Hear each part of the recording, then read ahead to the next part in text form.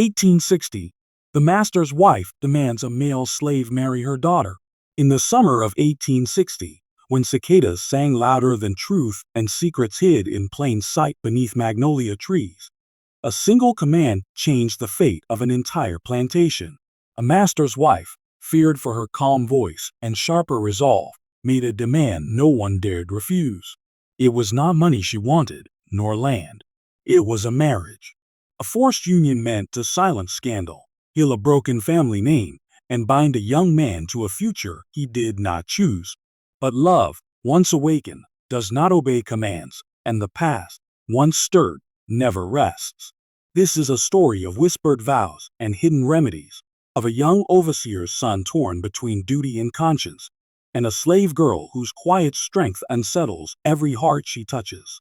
It is also the story of a master's wife and her closest friend, women bound by privilege and secrets, whose choices ripple outward with unintended force.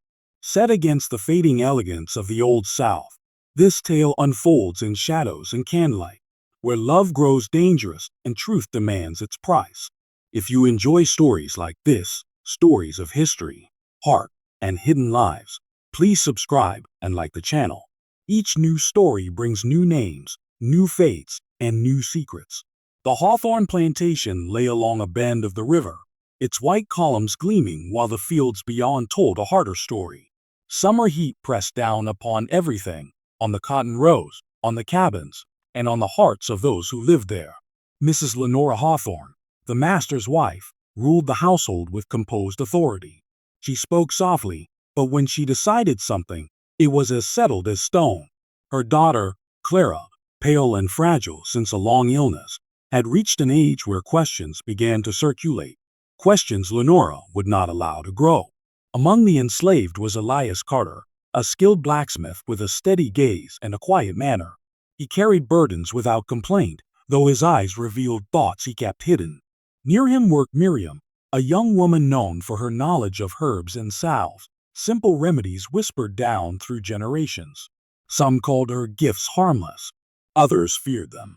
Thomas Reed, the overseer's son, had grown up watching all of this, caught between his father's harsh discipline and his own restless sense of right and wrong. On one still afternoon, Mrs. Hawthorne made her demand. And with that single sentence, every life on the plantation shifted. The demand did not spread through Hawthorne Plantation all at once. It moved the way heat did, slow, heavy, and unavoidable. Mrs. Lenora Hawthorne spoke first to her husband in the privacy of their parlor, then to her closest confidant, Mrs. Abigail Moore, a frequent visitor whose laughter often echoed too freely through the house. By the time the sun dipped behind the cypress trees, the truth had reached the quarters, carried on lowered voices and careful glances. Elias Carter heard it while shaping iron at the forge. Another man murmured the words as if saying them too loudly might summon trouble. "She wants you," the man said, "for her daughter." Elias did not stop his work. The hammer struck metal, once, twice, steady as a heartbeat. Only his jaw tightened. He had known the Hawthorne family long enough to understand that when Mrs. Lenora decided something, refusal was not part of the conversation. That evening, Elias walked back toward the cabins with Miriam beside him. Fireflies hovered in the dusk, blinking like uncertain stars. Miriam's hands smelled of crushed leaves and pine resin, the tools of her quiet trade. "They're saying it's true," she whispered. "That she means to make you marry Miss Clara." Elias nodded once. "I heard." Miriam stopped walking. "And what do you say?" He looked down at her then, really looked, at the worry she tried to hide, at the strength that lived beneath her calm voice. "What I say doesn't matter," he replied gently. "What she says does." Miriam turned away, biting down on words she dared not speak.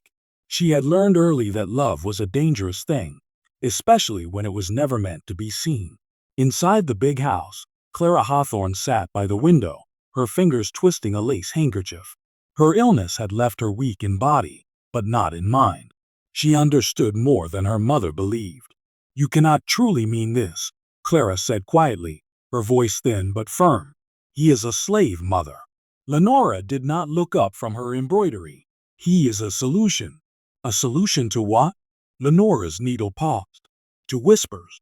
To questions about your future. To my concern that you will be left unprotected. Clara's eyes filled, not with fear, but confusion. And what of him? Lenora finally met her gaze. He will be cared for, given purpose. This arrangement benefits everyone. But even as she spoke, Lenora's reflection in the mirror betrayed a flicker of doubt, quickly buried, like everything else she refused to confront. Mrs. Abigail Moore arrived the next morning, her silk skirts rustling with curiosity. She listened with keen interest as Lenora explained the plan. A bold choice, Abigail said, sipping tea. People will talk. They already do, Lenora replied. This ends it. Abigail smiled thinly. Just be certain the young man cooperates. Lenora's lips curved. They always do. Thomas Reed learned of the demand from his father, who spoke of it as casually as discussing the weather. It's settled, the elder Reed said. MRS. Hawthorne wants it done quickly. Thomas felt something twist in his chest. He had known Elias since boyhood, had shared stolen apples and quiet conversations by the riverbank. And Miriam. He had noticed the way Elias watched her, careful and restrained. This isn't right, Thomas said before he could stop himself. His father's eyes hardened. It isn't your place to decide what's right. But Thomas could not let it go. That afternoon, he found Miriam near the edge of the woods, gathering herbs into a worn cloth sack. They're serious, he said. About the marriage. She nodded. I know. Is there anything at all, that can change your mind? Miriam hesitated. Then she reached into her sack and pulled free a small tin. Inside lay a dark salve, thick and fragrant. My grandmother taught me, she said softly. Some remedies heal the body. Others reveal the truth. Thomas frowned. What do you mean? Miriam closed the tin. I mean that secrets have a way of surfacing when people least expect it. As days passed, Elias was summoned more often to the big house. Clara watched him from behind half-closed doors, her curiosity mingling with pity. He spoke only when spoken to, his posture respectful, his silence heavy with unasked questions. One afternoon, she surprised him by speaking plainly. You don't have to pretend, she said. I know you don't want this. Elias met her eyes. Miss Clara, wanting has nothing to do with it. She swallowed. I don't want it either. The words lingered between them, fragile and dangerous. Meanwhile, Mrs. Lenora grew restless.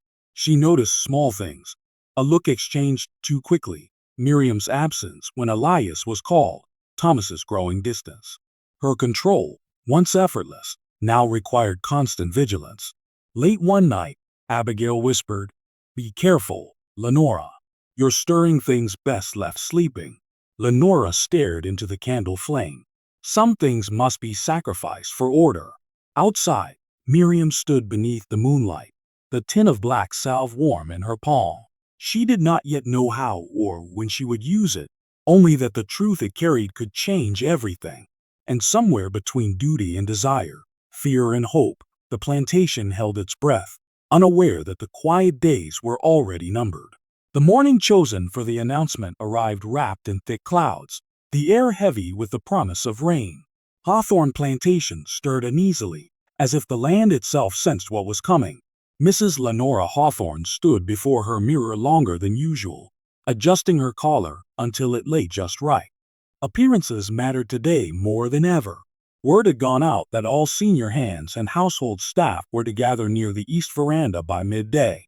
Such assemblies were rare, and curiosity spread quickly. Elias felt it with every step as he was called away from the forge, his hands still bearing soot and heat. Miriam watched him go, her chest tight, the small tin of black salve hidden deep in her apron pocket. Thomas Reed paced the yard near the stables, unable to still his thoughts. He had slept little, haunted by half-formed plans and the growing sense that silence itself had become a kind of wrongdoing. By noon, the veranda filled. Mrs. Hawthorne stood tall, her husband beside her, silent and distant. Clara sat in a chair near the doorway, her face pale, her hands folded carefully in her lap. Mrs. Abigail Moore lingered just behind Lenora, her eyes sharp with anticipation. Mrs. Hawthorne raised her hand. The murmurs faded. It has been decided, she began, her voice calm and measured, that a union shall take place within this household, one that will bring stability and order where uncertainty has lingered too long. Elias stood among the others, his expression unreadable. My daughter Clara, Lenora continued, will be married, and the man chosen for this responsibility is Elias Carter. A murmur rippled through the crowd, quickly stifled, but not unheard. Clara's breath caught. Elias felt the words land like a weight across his shoulders. Lenora turned slightly toward him. Step forward. He did, each step deliberate. This arrangement, she said, will benefit all involved. Elias will be granted improved standing and security. My daughter will have protection. Before she could continue, a soft voice broke the stillness. No. All heads turned. Clara had risen from her chair, her hands trembling but her eyes steady. I cannot agree to this. Lenora stared at her, disbelief flickering into anger. Clara, sit down. I will not, Clara said. This is not kindness. It is not care. It is fear dressed as duty. A hush fell. Mrs. Moore shifted uneasily. Lenora stepped closer to her daughter, lowering her voice. You do not understand what is at stake. I understand enough, Clara replied. And I will not be the reason another life is bound against his will. Elias felt something tighten in his chest, a 1009 of gratitude and sorrow. Before Lenora could respond, a sudden clap of thunder echoed across the fields. Rain began to fall, slow at first, then heavier, drumming against the veranda roof. In the confusion, Miriam moved forward from the edge of the gathering. Her heart pounded, but her steps did not falter. Miss Hawthorne, she said, her voice clear despite the rain. There are things you have hidden, things that cannot stay buried. Lenora turned sharply. You will hold your tongue. Miriam reached into her apron and withdrew the tin. This salve was made for healing, she said, but it also brings truth to light. Thomas stepped beside her. She isn't lying. There are secrets here that matter. Mrs. Moore laughed lightly, though her eyes darted. This is absurd. Miriam looked directly at Lenora. You know what I speak of. The illness Miss Clara suffered years ago, how no doctor could explain it. How you sought remedies in secret. Lenora's face drained of color. You came to my grandmother, Miriam continued, begging for help when no one else could see. And she gave you a salve, one that saved your daughter. The rain fell harder. You promised, Miriam said softly, that you would remember that kindness. Lenora's composure cracked. That has nothing to do with this. It has everything to do with it, Miriam replied. Because the same truth you hide now is why you fear questions, why you fear the past. Mrs. Moore took a step back. Lenora. Thomas spoke then, his voice carrying. People already whisper, but they whisper because they sense lies, not because of Clara. Clara looked between them, realization dawning. Mother, what is it you're so afraid of? For a long moment, Lenora said nothing. Rain streaked down her face, indistinguishable from tears she had not shed in years. Finally, she spoke. I am afraid of losing control. The admission seemed to echo louder than thunder. Elias broke his silence. Ma'am, he said respectfully, I will do what I must, but not at the cost of more harm. Clara stepped forward, standing beside him, not as property, but as a person choosing her own ground. I refuse this marriage, she said, and I will say so again to anyone who asks. Mrs. Hawthorne looked at her daughter, at the gathered faces, at the rain-soaked plantation that no longer felt obedient. For the first time, she saw that the order she clung to had already slipped beyond her grasp. The crowd slowly dispersed, whispers rising like the rain. Nothing had been settled, but everything had changed. Miriam closed the tin of salve, her hands steady now. The truth was out, and there would be no returning it to silence. As the storm raged on, Hawthorne Plantation crossed a point from which there was no turning back. The morning after the storm, the plantation felt unsettled. Rain-soaked fields glistened under a muted sun, but the air carried more than moisture. It carried tension, whispered speculations, and the quiet reckoning of those who had witnessed the confrontation on the veranda. Elias returned to the forge, hammering metal with a precision that masked his turmoil. The rhythmic clanging was a small anchor, but even it could not quiet the questions crowding his mind. Miriam arrived shortly after, moving between the cabins and the edge of the woods, her presence both grounding and unnerving. She had watched the storm from her perch beneath a sycamore, the tin of black salve now empty, its purpose fulfilled. "You did well yesterday," she said quietly, standing near the forge. The smell of wet earth clung to her clothes. "You spoke truth without anger." Elias lowered the hammer, wiping sweat and soot from his brow. "It felt right, but I cannot imagine what comes next." Miriam's lips pressed into a thin line. Right and easy are rarely the same. Mrs. Hawthorne will not accept defeat gracefully. Even as they spoke, whispers spread through the quarters. Some slaves looked at Elias with admiration, others with cautious hope, sensing that the master's wife had been shaken. And Thomas Reed, who had spent the night brooding in the stables, approached with the weight of new resolve. "We need a plan," Thomas said. "If she insists on forcing Clara, Elias, you could be trapped. I can't let that happen." Elias shook his head. "I will not run. I will not escape. I face her if I must, but I will not bow to fear." Thomas's jaw tightened. "And Clara? How will she manage against her mother? She's vulnerable." "She's stronger than most believe," Miriam said. "And sometimes vulnerability is the only way to survive with integrity." By midday, Mrs. Lenora had gathered her advisors once more. The big house smelled of polished wood, candles, and subtle perfumes, designed to convey control and order. But beneath the surface, tension gnawed. Lenora had spent the previous evening pacing, considering her options. She understood the storm's emotional impact, yet the fear of public scandal and gossip still tightened her chest. "My husband is right," Mrs. Moore said, her voice smooth. "You cannot undo yesterday, but you can steer it." Lenora's gaze flicked toward the window, where Clara moved among the sunlit garden paths, her head held high.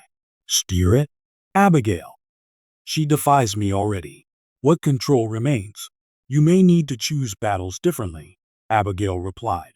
"Perhaps guidance rather than force. Perhaps listening." Lenora's fingers clenched around her teacup. She hated weakness in herself, in her household. Yet she could not deny the stirrings of uncertainty, nor the quiet courage she had glimpsed in both Elias and Clara. That evening, Elias was summoned to the house. The rain had stopped, leaving mist that curled along the veranda and garden paths. Mrs. Hawthorne awaited him, seated with a composed expression that barely concealed her unease. "Sit," she said, gesturing to a chair near the window. The room smelled faintly of lavender and candle wax, a sharp contrast to the forge's smoke. Elias obeyed, standing tall but alert. "I have considered yesterday," Lenora began, her voice measured. "You spoke with dignity. I underestimated you." Elias remained silent. "I cannot undo the expectations placed upon me," she continued. "But perhaps I must reconsider the method." Elias tilted his head. "And what method is that?" "Dialogue," she admitted quietly. "Perhaps guidance rather than command. I have asked myself whether forcing a marriage would truly serve Clara, or anyone else in this house." Elias did not speak, only observed her. He had always known that power could be wielded both as a weapon and a tool, and now he sensed the precarious balance shifting. "You may believe this is mercy," Lenora said, her voice softening. "It is an attempt at compromise.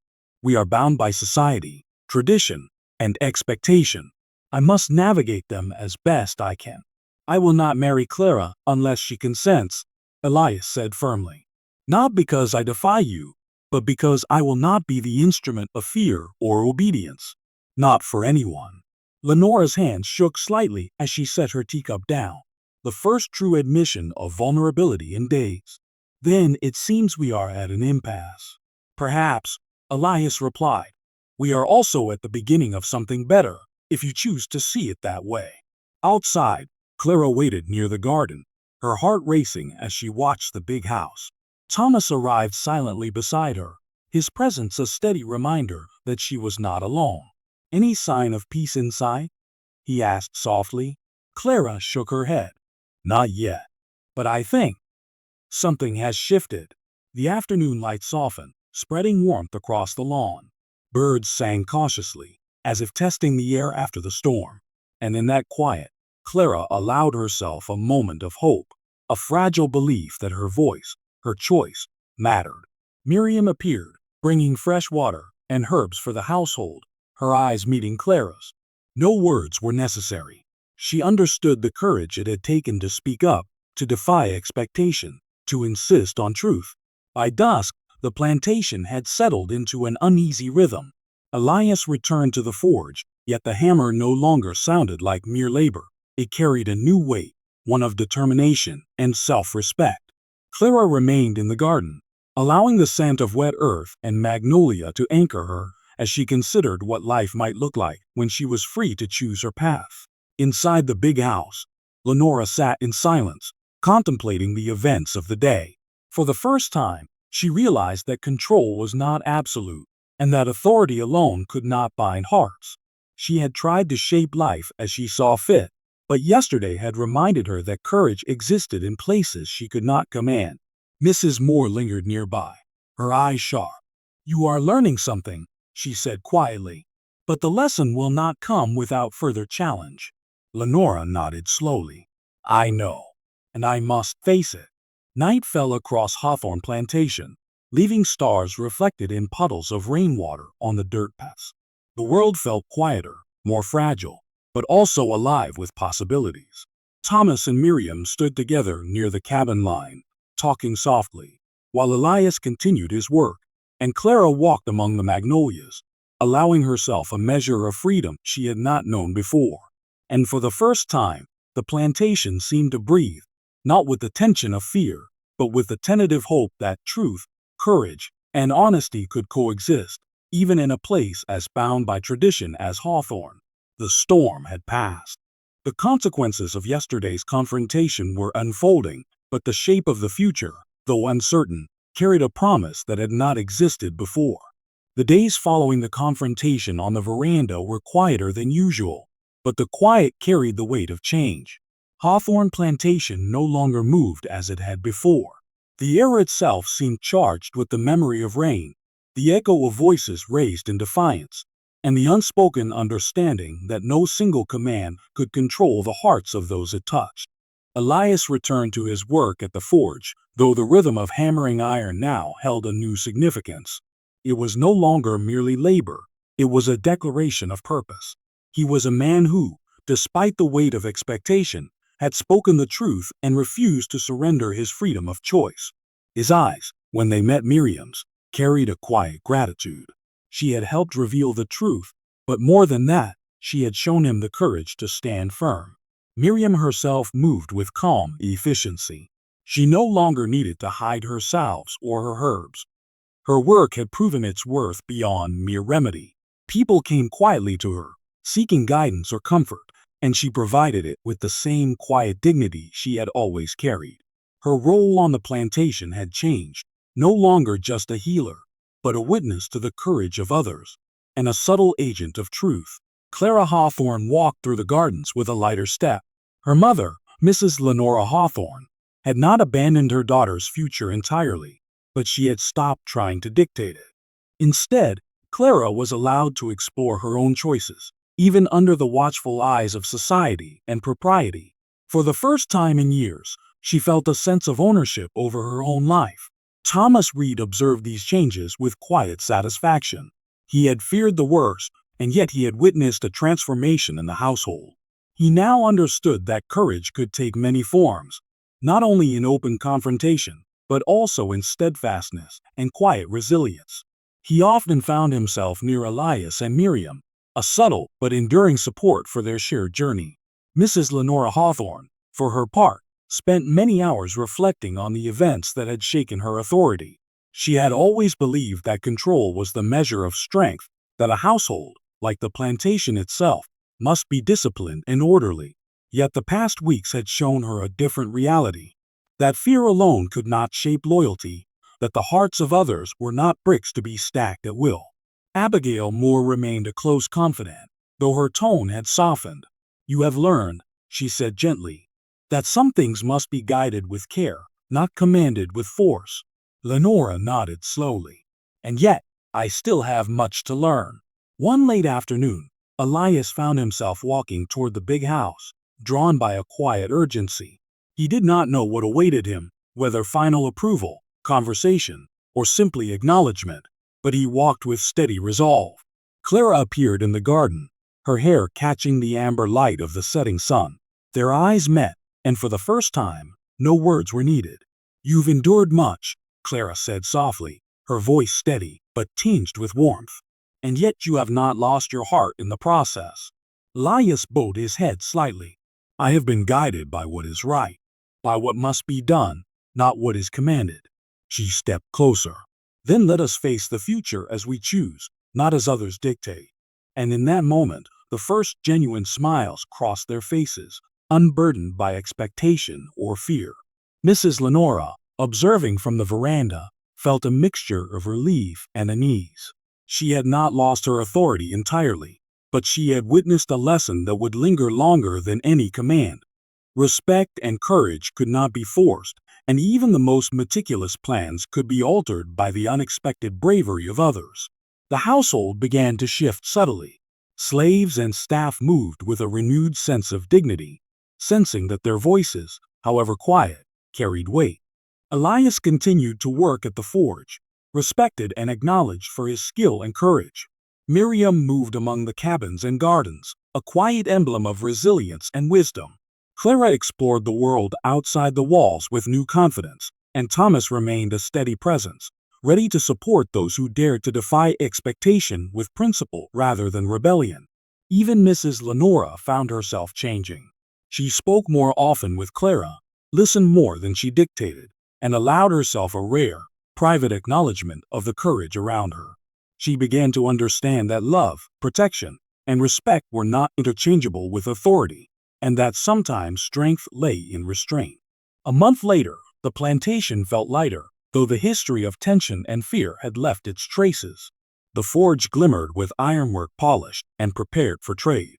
The cabins were filled with quiet laughter and whispered stories of hope. The gardens bloomed, nurtured by hands that had learned the value of patience and observation. Elias and Clara often met in the garden, speaking freely, laughing softly, and sharing small moments that were theirs alone.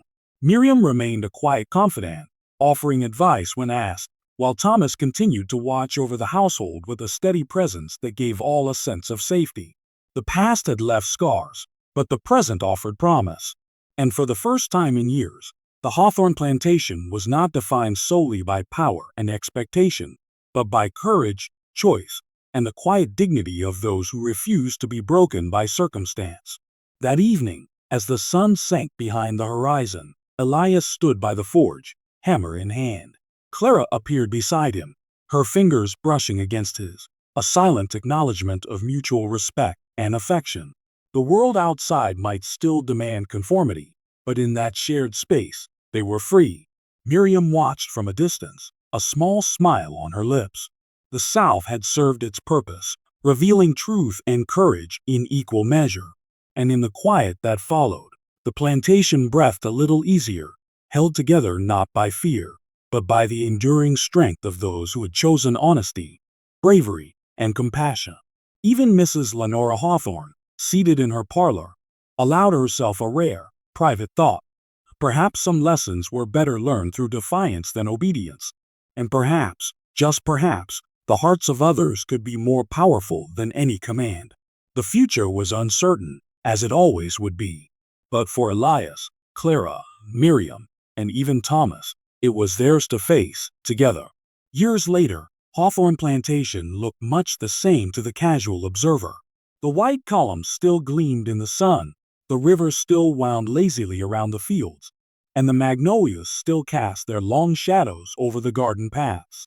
But those who lived there knew that beneath the familiar surface, life had changed in ways no storm or command could undo.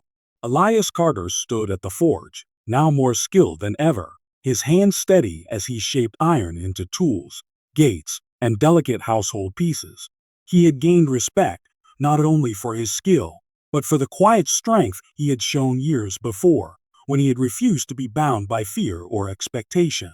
The people of the plantation regarded him differently now, not just as a worker, but as a man who had the courage to speak truth and the integrity to follow it.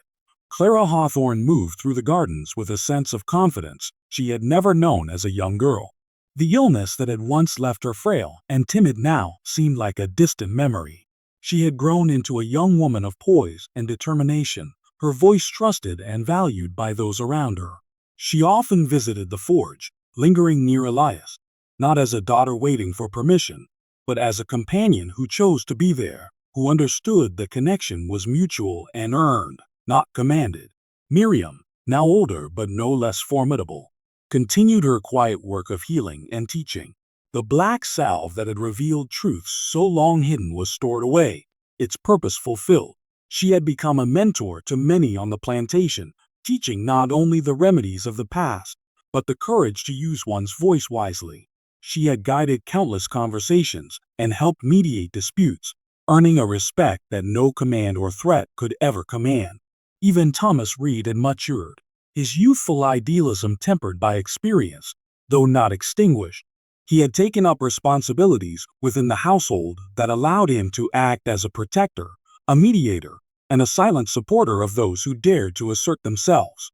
He and Miriam often worked side by side, and while there was no romantic entanglement between them, their mutual respect had grown into a quiet, steady companionship.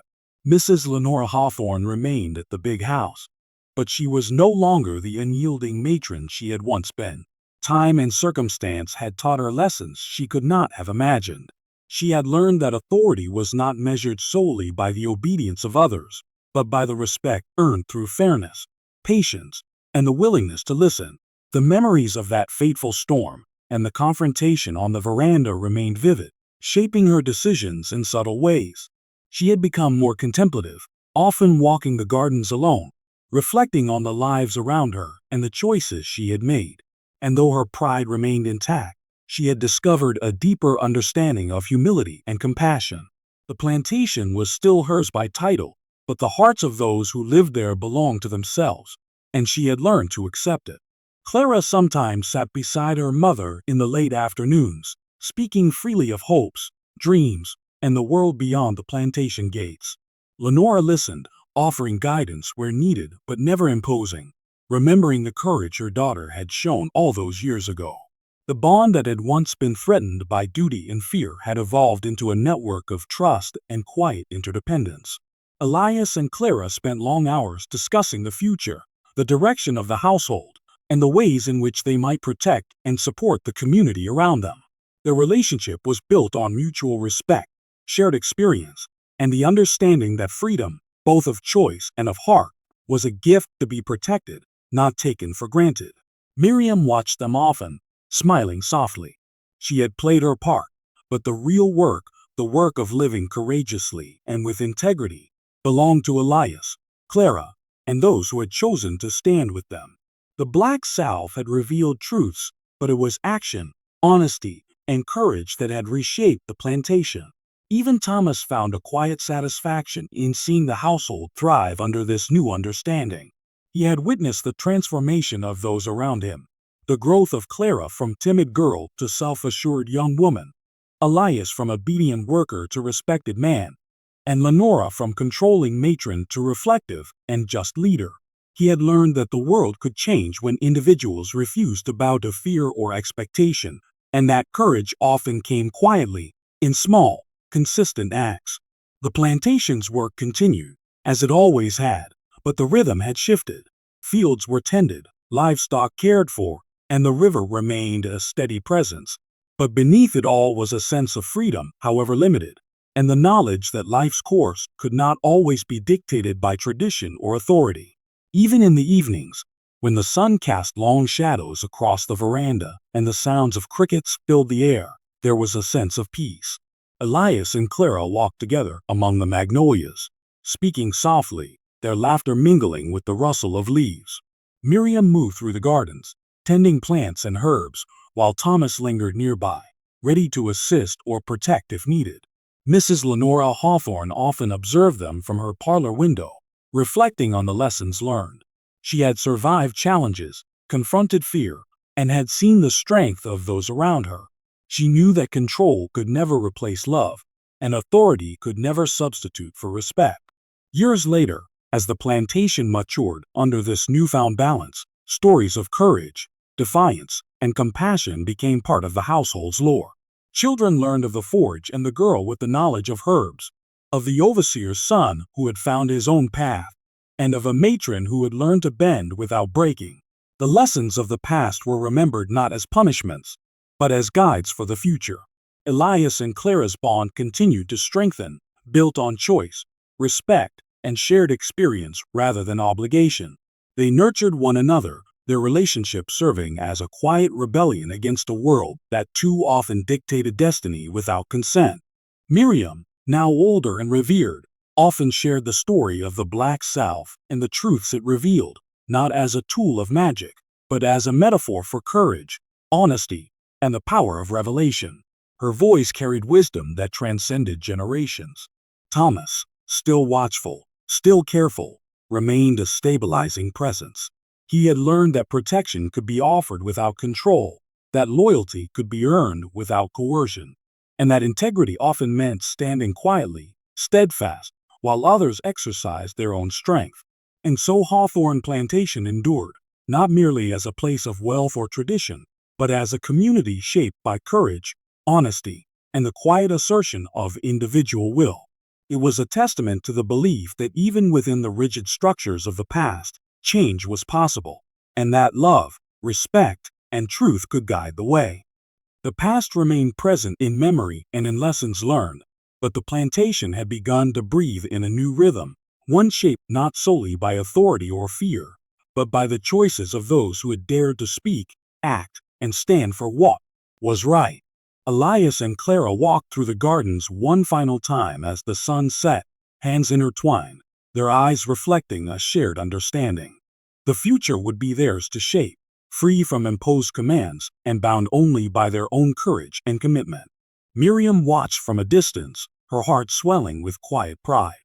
She had helped illuminate truth, but the lives themselves had been reshaped by choice. Thomas leaned on the fence nearby, nodding slightly, acknowledging the victories of patience, courage, and integrity.